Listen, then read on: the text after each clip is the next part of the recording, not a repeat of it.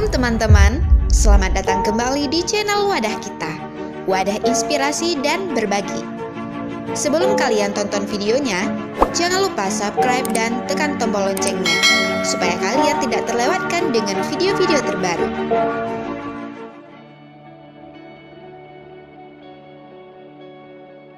Suwaidi Yahya lahir pada 1 Juli 1970 di Desa Menasahme, Kecamatan Muara II, Luk Sumawe.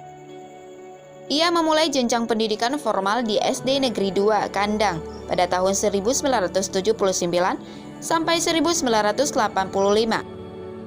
Lulus dari SD, Suwaidi Yahya melanjutkan pendidikan ke SMP Negeri 7 Luk Sumawe pada tahun 1985 sampai 1988. Kemudian setelah lulus dari SMP, Suwaidi Yahya bersekolah di SMA Swasta Sosial Langkat, Sumatera Utara.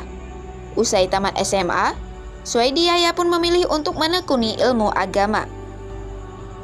Suwaidi Yahya menjadi santri di pesantren Labuhan Haji, Aceh Selatan selama 6 tahun, yakni mulai tahun 1993 sampai 1999 dia menjadi santri dayah.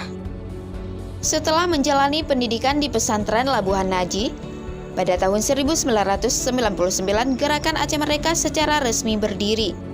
Suwaidi pun ikut aktif sebagai tentara atau kombatan Gerakan Aceh Merdeka.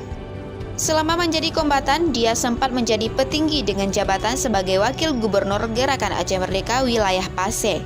Setelah menandatanganan MOU Damai Aceh di Helsinki, Finlandia 15 Agustus 2005, Suwaidi Yahya dipercaya oleh pimpinan Gerakan Aceh Merdeka untuk menjadi representatif Gerakan Aceh Merdeka Aceh Monitoring Mission. Jabatan itu dia emban hingga tahun 2006. Buah dari MOU Helsinki, maka di Aceh, calon gubernur maupun bupati atau wali kota boleh maju melalui jalur independen.